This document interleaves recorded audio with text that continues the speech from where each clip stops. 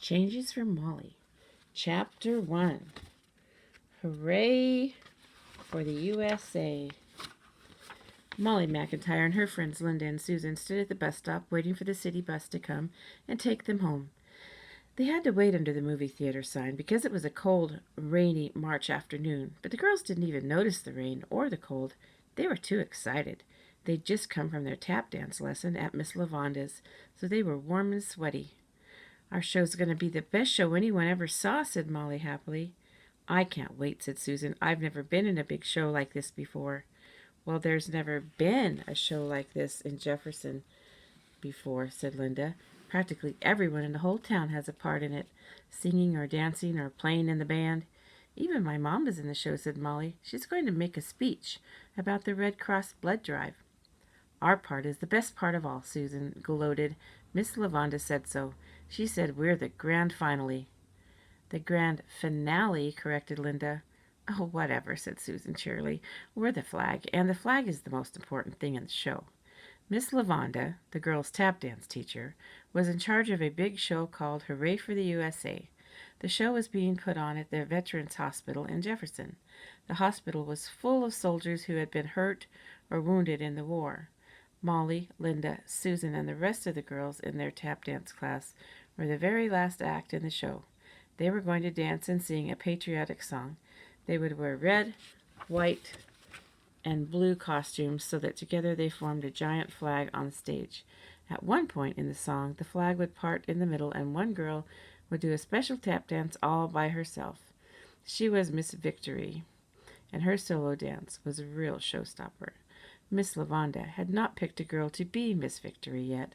While the girls were rehearsing, she danced the part herself. But during the next week, every girl in the class was going to have a chance to try out to be Miss Victory.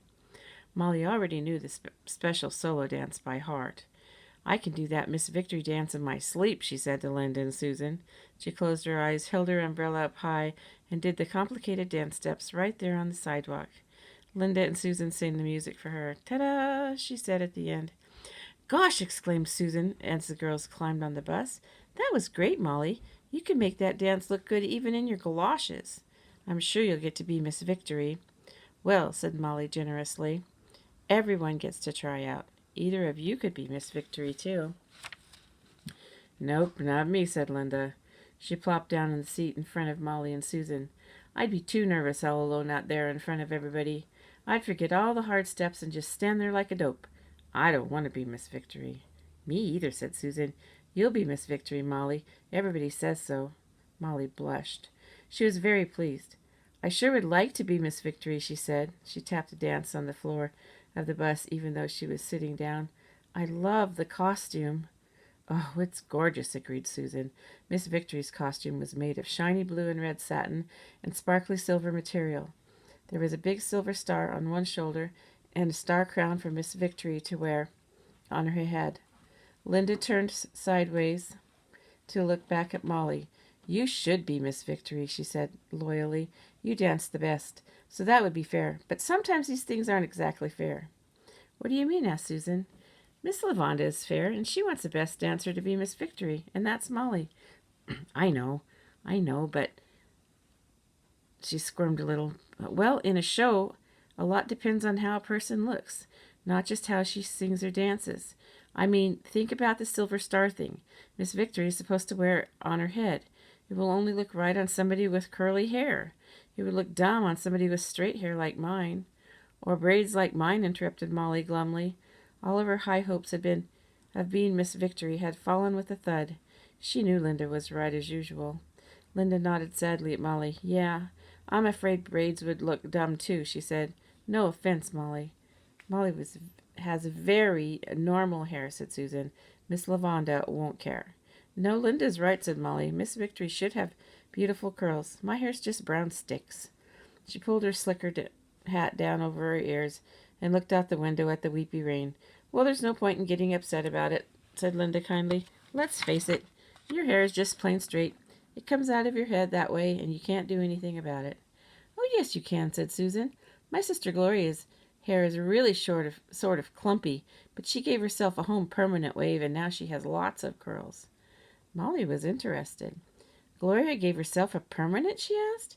Yeah, sure, it was easy, said Susan breezily. You just get a box of permanent lotion and you wash your hair, or maybe you don't wash your hair, I forget. Anyway, you put on the lotion on and set your hair on these special sort of curlers, and then it dries and you take the curlers out and you have all these beautiful curls. Linda looked doubtful. I don't know, she said. My aunt gave herself one of those home permanent. She ended up looking like a French poodle. It doesn't matter anyway, said Molly. My mother would never let me have a permanent wave. Well, she wouldn't need to know until afterwards, Susan pointed out, and by that time you'd already have the curls. Molly thought about that as the girls climbed off the bus at their stop. Does the home permanent kit cost a lot? I don't think so, said Susan. You could use your Saturday movie money. That wouldn't be enough, said Linda. Well, then I'll chip in my movie money, Susan said firmly. Molly needs to get curls. Linda looked at Molly. Do you really want a permanent? I really want to be Miss Victory, Molly answered slowly, and it does seem like a permanent might help, so... Okay, said Linda, I'll chip in my movie money too, but I'm still not sure this is permanent wave business. It seems risky to me. Oh, don't worry, Linda, said Susan. I know all about it. I'll give Molly the permanent. It will look gorgeous, you'll see. When Molly got home, Brad was sitting at the kitchen table coloring, and Mom was helping Ricky with his homework. Hello, dear, said Mrs. McIntyre. Leave your galoshes in the newspaper by the door. Please, Miss Gifford just washed the floor today. How was tap dancing? Fine, said Molly. She was thinking so hard about getting a permanent that she was frowning. Mrs. McIntyre looked up. Why so glum, chum? You're usually so happy after dance class. She must have caught sight of herself in the mirror, said Ricky. Yikes! That would make anyone glum. Hardy har har, said Molly. That's so funny I forgot to laugh. Well, I have something that will cheer us all up, said Mom. It's a letter from Dad. I've been waiting for everyone to be home before I read it. Ricky called Jill. Let's all go into the living room. When everyone was settled, Mom began. Dear Mary McIntyres. Suddenly she stopped. Oh, she exclaimed. What? What is it? Everyone asked.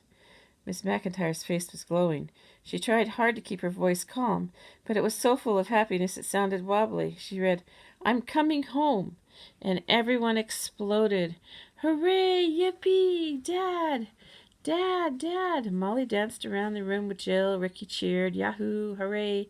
Brad hugged his mother, who was wiping tears from her eyes. Settle down now, said Mrs. McIntyre, laughing. Don't you want to hear the rest? Everyone sat quiet and listened as she read. My orders have been changed. I'm coming back to the States to take care of the wounded soldiers there. I'll work at Veterans Hospital in Jefferson, so I'll be able to live at home.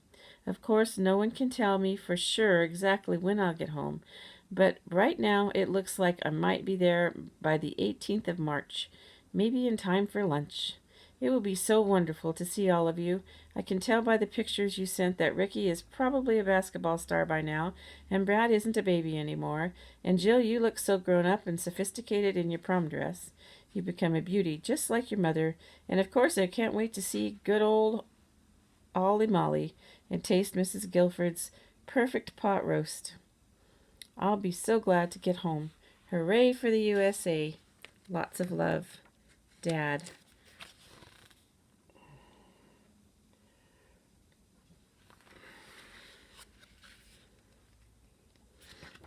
Well, exclaimed Mrs. McIntyre, as everyone cheered again. Well, I can hardly believe it. This is the news we've been waiting for ever since Dad left. And March 18th is only 2 weeks from now, said Jill. Oh, it would be so great to have him home again, said Molly. How will Dad get here? Asked Brad. I'm not sure, said Mrs. McIntyre. I guess he'll come on the train. I think we'd better pick him up at the station, said Brad. He might not remember where our house is. Don't worry, dear, said Mrs. McIntyre. I'm sure Dad will find us.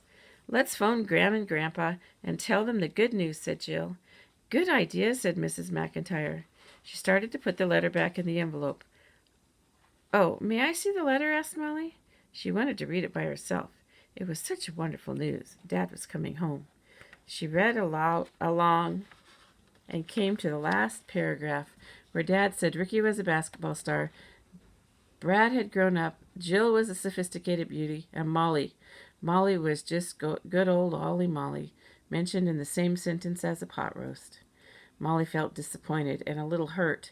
Dad sounded so pleased and proud of the way everyone else had changed, But he didn't say anything about how she had changed at all. Did he think she was just the same dumb little kid that she'd been when he left? She would have to show him that she had grown up and that she was different now, so that he would be proud of her too. But how could she do it? Molly began to have a wonderful idea. The show. The Hooray for the USA show. Dad would be home in time to see it.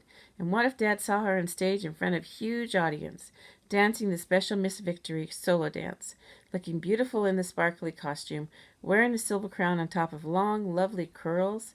Then he would see she was grown up and different. He'd be so surprised and proud. Right then Molly made up her mind. She would get a permanent wave so that she would have curls. She would be Miss Victory, and Dad would see her in the show, looking beautiful. Everything would be perfect.